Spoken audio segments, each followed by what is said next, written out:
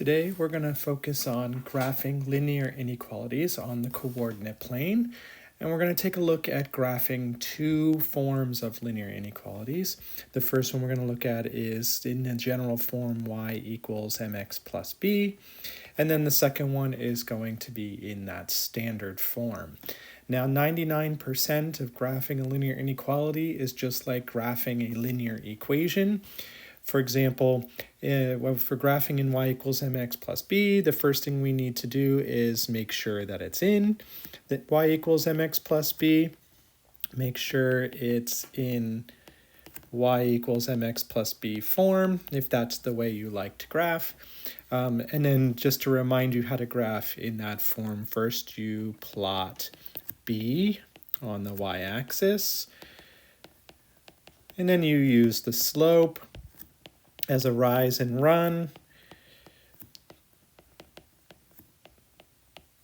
to find a second point, to get more points, we'll say, because you can use that as many times as you want.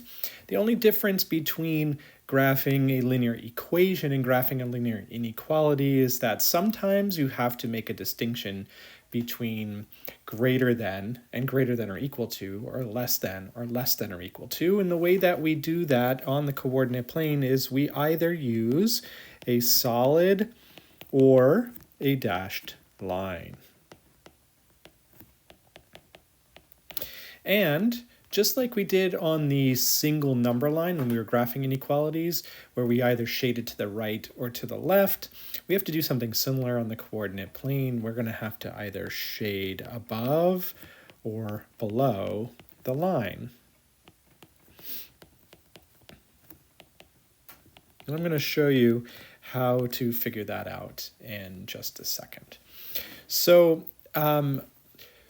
just like we had open circles and closed circles, or soft brackets and hard brackets, the type of line that we draw, whether it's solid or dashed, is dependent upon the symbol that's in the inequality. We use a solid line, much like we would use a closed circle or a hard bracket, with the symbols greater than or equal to or less than or equal to. And we would use a dashed line if we had just greater than or just less than.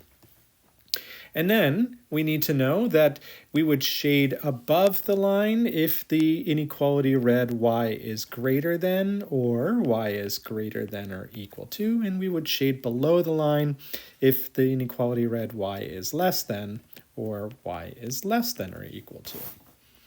We can start to put all those pieces together and start graphing our line, our inequality. Let's take a look at this example. Y is greater than negative 1/2 x plus 4. You'll notice it's already in y equals mx plus b form. So we're going to go ahead and we're going to start graphing just as we would if it were an equation. We start with the y-intercept. So I'm going to go down below and I'm going to graph the y-intercept, y equals 4, right there on that y-axis. And then I'm going to take a look at my slope, which is negative 1/2. And from here, since the slope is negative, I'm going to go down 1, right 2. Remember to always run to the right if you are making your rise negative. So negative 1 over 2, so we go down 1, right 2. That puts us at that location. I'm going to continue that just a couple more times. Down 1, right 2, down 1, right 2. And I also want you to notice you could also go the other direction, which would be up 1, left 2. Up 1, left 2. So we have a whole bunch of points here that we just need to connect with a line. The question is, what kind of line do we draw? So this says y is greater than, just greater than. So we're going to use a dashed line. We're going to use a dashed line to connect all of our points, kind of like this. It doesn't have to be perfect, as long as we can tell the difference between a solid line and a dashed line, just like that. And then we have to shade part of our coordinate plane. So we're going to shade part of our coordinate plane. Are we going to shade above the line or are we going to shade below the line? Since this says y is greater than, we're going to shade above the line. Now, sometimes it's hard. The more vertical the line, the harder it is to tell what's above the line and below the line. So I'm going to give you a little bit of a trick here. So put your pencil or pen on one of the points on the line, right? And since y is greater than, we know we're going to shade above the line. So we're going to shade the side of the line like this, right? So see my little arrows here? I'm going to shade above, above, above, above. So I went up. That's the side of the line that we're going to shade. And then you can just take your pencil or pen and just go like this. Just shade it in, shade it in, shade it in, shade it in, shade it in, shade it in, shade it in. Now, what does this shaded region actually mean?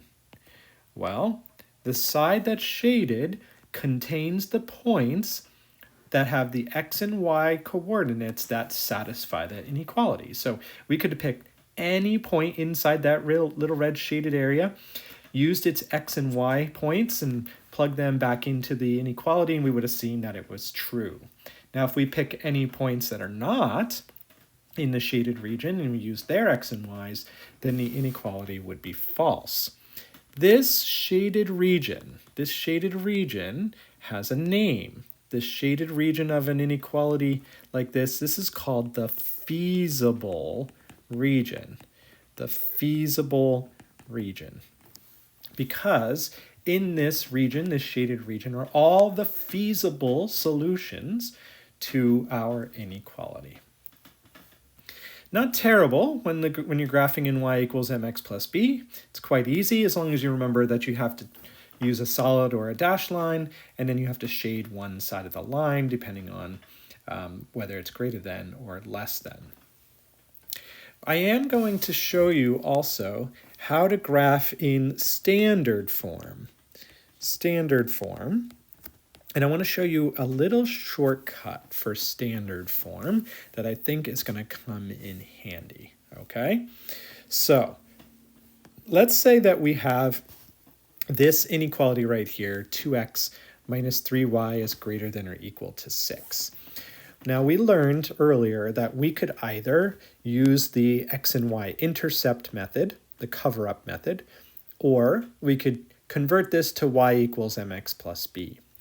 A lot of you are choosing to convert to y equals mx plus b, but you're kind of, I just don't want you to forget that because this is an inequality, when you convert to y equals mx plus b, sometimes you have to divide by a negative, and then you'd have to switch that inequality symbol around. I hope you remember that from solving inequalities. But I want to give you a little bit of a shortcut here that could help you potentially convert to y equals mx plus b a little bit faster, especially if you're graphing in standard form. Just real quick. So remember, standard form generally goes ax plus by equals c, right? Ax plus by equals c. Now, if I treat this just like a literal equation, and then I keep a, b, and c, and I start isolating for y, remember, I'm going to subtract ax, so I get by equals negative ax plus c. Then I'm going to divide everything by b, and I get y equals negative a over b x plus c over b. And then I want you to take a look at this and compare this to y equals mx plus b. You'll notice that the m is negative a over b, and the y-intercept is c over b. So if we could do a little bit of mental math in our equation, we can very quickly identify, as long as we know what a, b, and c are, we can very quickly identify the slope and the y-intercept and help us graph pretty darn quickly. Okay? The only difference when we are graphing an inequality and it's in standard form is that we're going to run something called a 0,0 test point. So let me just jot down a couple rules here for you to graph. You can use the intercept or cover-up method.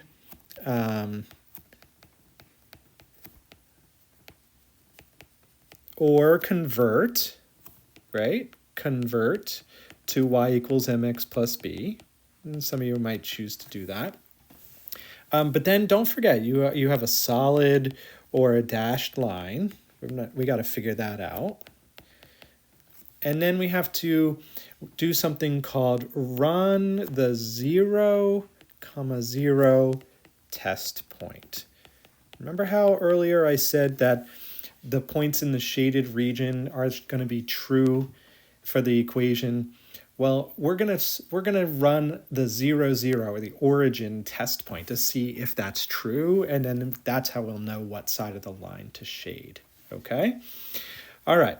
So let's take a look at our inequality one more time.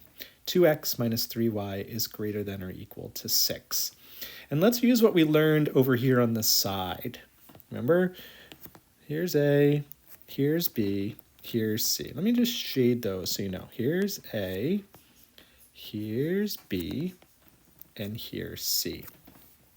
So let's talk about our slope first. Remember, our slope over here in the pink, you'll see it in the pink on the right, is negative A over B. So that would be negative 2 over negative 3.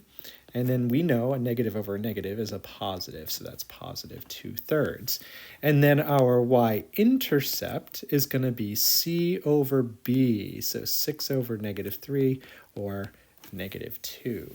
So we know now, this will become easy to graph because we know our y-intercept is at negative 2. We're going to start there on the y-axis. And our slope is 2/3. So we're going to go up to right 3, and that should take me to there. And I'm going to go ahead and put a few more points in here. Up 2 over 3, or down to left 3, down to left 3, and it takes me right about here.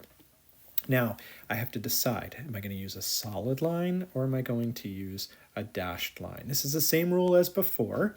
Solid lines are used when you have greater than or equal to or less than or equal to.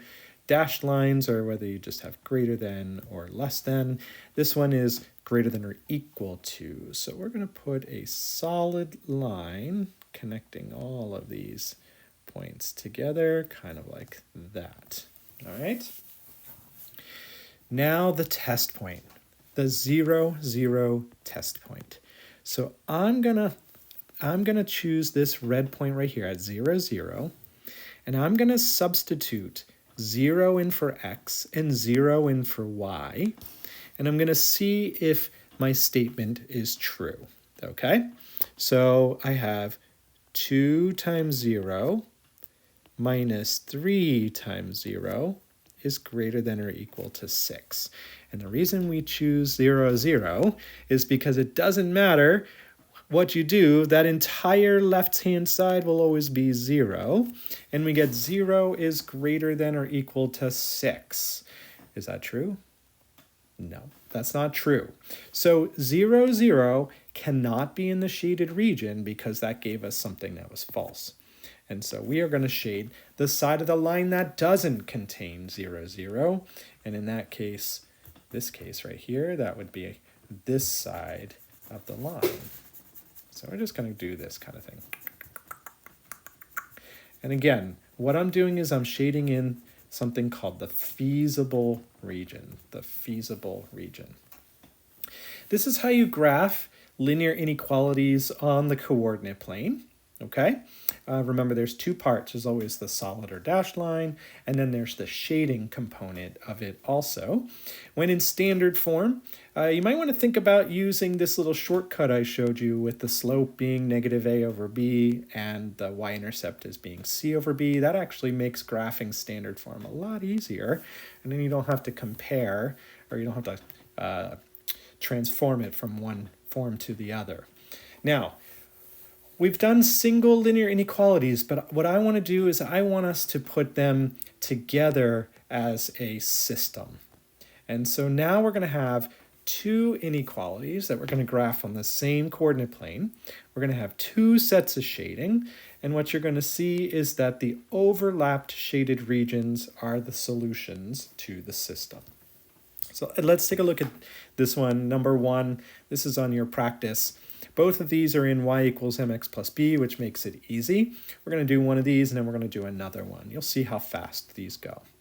So the first inequality, let's do, okay, so Now we'll put that in red and we'll put this one in blue, and then we'll take a look and see what happens. So the first inequality in red, we have a y-intercept of 2. We have a slope of -1. That's down 1, right 1, down 1, right 1, down 1, right 1, and so on and so forth. Since it says y is greater than or equal to, we're going to have a solid line, and y is greater than or equal to, so we're going to shade above that line. So we're going to have, this is our feasible region for our red system. Okay, let's go ahead and do it the blue one now. Now we have a y-intercept of -2 and a slope of 3 over 1. So up 3, right 1. 1, 2, 3, right 1. 1, 2, 3, right 1. 1, 2, 3, left 1. And this is greater than, not greater than or equal to, so we're going to have a dashed line through this one. And feel free to make some sound effects while you're drawing your lines here. And it says y is greater than, so we're going to shade above. That would be on this side of the line. So we're just going to do a little quick shading here. And you'll notice that there is this overlapped shaded region that they both have in common. And so I'm just going to go ahead and see, it's like this wedge triangle shape right here. I'm just going to go ahead and darken that in just like that. That is where the solutions to this system lie. That is my feasible region. So this region in here, this is the feasible region. Now, anything in red will satisfy the red inequality, anything in blue will satisfy the blue inequality, but anything in that purple will satisfy both. Let's do one more of these. I told you they go pretty quickly. Let's do one that has, some standard form here. We're going to do the same thing we did before. We're going to make a red one and a blue one. You can use whatever you want, but let's do red first. So I'm going to use that shortcut. Remember that shortcut? That slope was -a over b. So that's -1 over 3. And the y-intercept is going to be c over b. So that would be 3 over 3 or 1. So the y-intercept is 1. The slope is -1/3. So down 1 over 3. Up 1, left 3. It's greater than or equal to, so we're going to have a solid line. Let's see how I do with my solid line. Oh, not too bad. Solid line. Okay, now here's the difference between this one and the other one. We have to run the 0, 0 test point. So again, we're going to put 0 in for x and 0 in for y. So this becomes 0.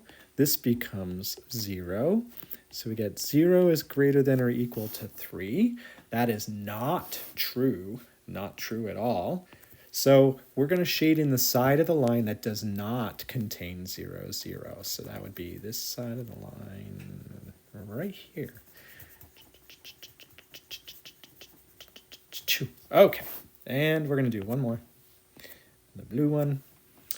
The slope, again, -a over b, so -5 over 3. And the y-intercept is going to be c over b, so that's -9 over 3 or -3. So our y-intercept is -3. Our slope is -5/3.